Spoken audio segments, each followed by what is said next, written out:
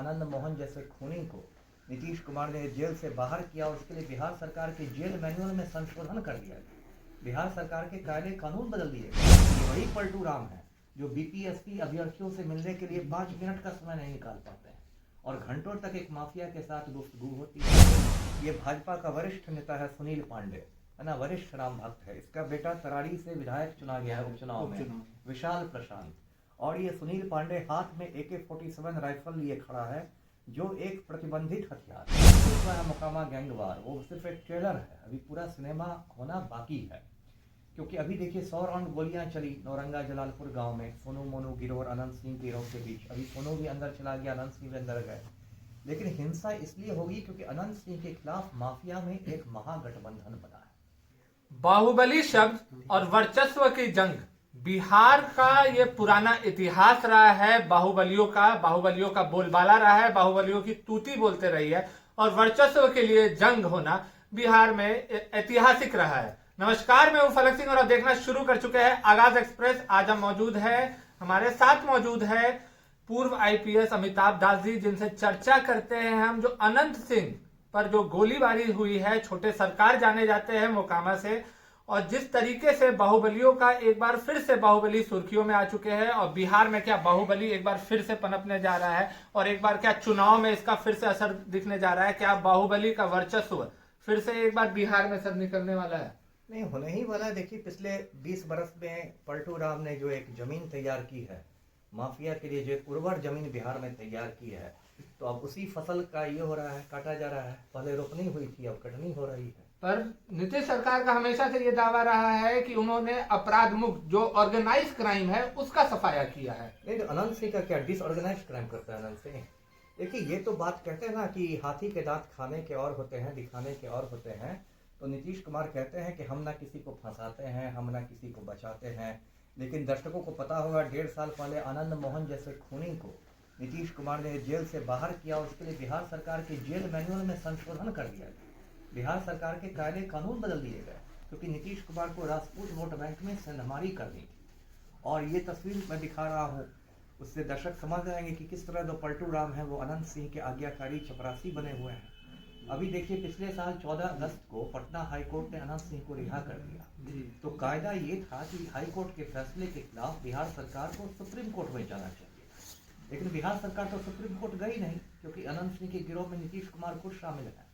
और अब तो ये हालत हो गई है कि मुख्यमंत्री आवास में अनंत सिंह जाता है, बंद कमरे में गुफ्तगू होती है नीतीश कुमार के साथ। ये वही पलटू राम है जो बीपीएससी अभ्यर्थियों से मिलने के लिए 5 मिनट का समय नहीं निकाल पाते हैं और घंटों तक एक माफिया के साथ गुफ्तगू होती है।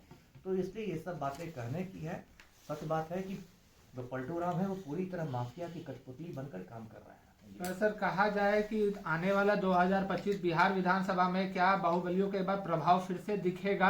क्योंकि मोकामा में तो अनंत सिंह की जो छवि है कि गरीबों की मसीहा है, कोई भी उनके दरवाजे पे मदद के लिए आता है तो वो मदद जरूर करते हैं और इसी मदद के कारण उन पर गोलियां भी चली। नहीं, ऐसा कुछ नहीं है कि गरीबों के मसीहा हैं। ये सब तो ऐसे कहने वाली बात है। सारे माफिया तब कहेंगे कि गरीबों के मसीहा हैं। दाऊद इब्राहिम भी कहेगा कि मैं भी गरीबों का मसीहा हूँ, लॉरेंस बिश्नोई कहेगा। इतने मसीहा पैदा हो जाएंगे कि गरीबों के लिए दिक्कत है। देखिए ये सब बात नहीं है, लेकिन हाँ 25 के चुनाव में इस बार बिहार में बहुत होने वाला है। आप कह सकते हैं हिंसा होने वाली है। और अभी जो कुछ हुआ है मोकामा गैंगवार वो सिर्फ एक ट्रेलर है, अभी पूरा सिनेमा होना बाकी है। क्योंकि अभी देखिए 100 राउंड गोलियां चली नौरंगा जलालपुर गांव में सोनू मोनू गिरोह और अनंत सिंह गिरोह के बीच। अभी सोनू भी अंदर चला गया, अनंत सिंह भी अंदर गए। लेकिन हिंसा इसलिए होगी क्योंकि अनंत सिंह के खिलाफ माफिया में एक महागठबंधन बना है ना। जैसे राजनीति में महागठबंधन बनता है ना, ऐसे माफिया में अंडरवर्ल्ड में महागठबंधन बना है।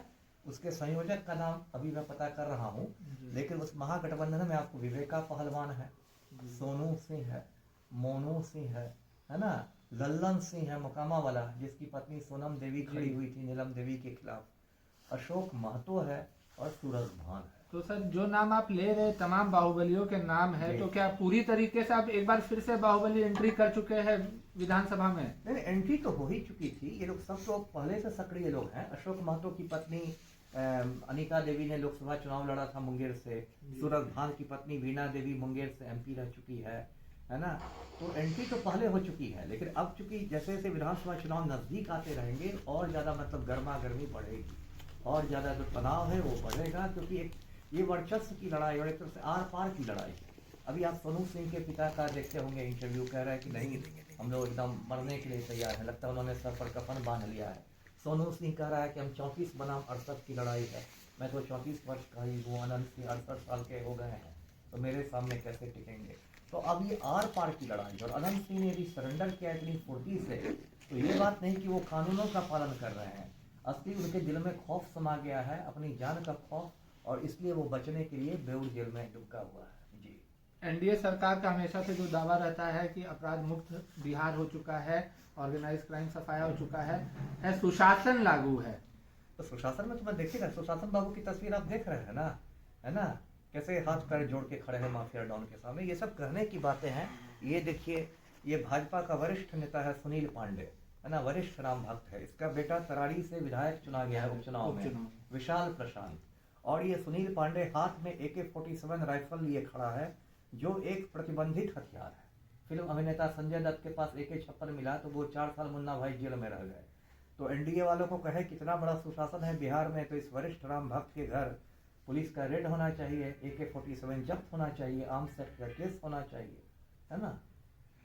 सर, जाते जाते एक आखिरी सवाल, आप दर्शकों को क्या संदेश देना चाहेंगे? बिहार विधानसभा 2025 में किसके तरफ जाए जनता, या किसे चुने अपना प्रतिनिधि? कम से कम गुंडे मवालियों को तो नहीं ही चुने, है ना। बिहार का दुर्भाग्य है कि लोग अपनी जाति और बिरादरी के गुंडों को हीरो बना देते हैं। मैंने पढ़े लिखे भूमिहारों को अनंत सिंह की दलाली करते देखा है, मैंने पढ़े लिखे राजपूतों को आनंद मोहन की दलाली करते देखा है, पढ़े लिखे मुसलमानों को मैंने शहाबुद्दीन की दलाली करते देखा है। तो कम से कम इन सांपों को तो दूध नहीं ही पिलाए, और यदि कुछ समझ में नहीं आए तो नोटा बटन दबाए, है ना। ईवीएम पर तो एक नोटा बटन होता है ना, कोई पसंद नहीं होता तो नोटा दबा देना है, लेकिन किसी गुंडा को नहीं चुनना है। जी। तो ये थे हमारे साथ पूर्व IPS अमिताभ दास जी, जिनके तरफ से आपने साफ तौर पे सुना कि अभी तो सिर्फ ट्रेलर निकला है, पूरी पिक्चर बाकी है, और साथ में जनता के लिए एक स्पष्ट संदेश दिया गया है कि जनता अपनी ताकत को ना भूले, नोटा बटन अभी भी है। तो कहाँ रुक करता है बिहार विधानसभा का चुनाव, और किस तरीके से बाहुबलियों का एक बार जो दहशत फिर से आया है बिहार राज्य में, कहां तक ये दहशत फैलता है या दहशत दबता है, ये देखना काफी ही दिलचस्प रहेगा। तब तक के लिए जुड़े रहे हमारे साथ, देखते रहे आगाज एक्सप्रेस। धन्यवाद।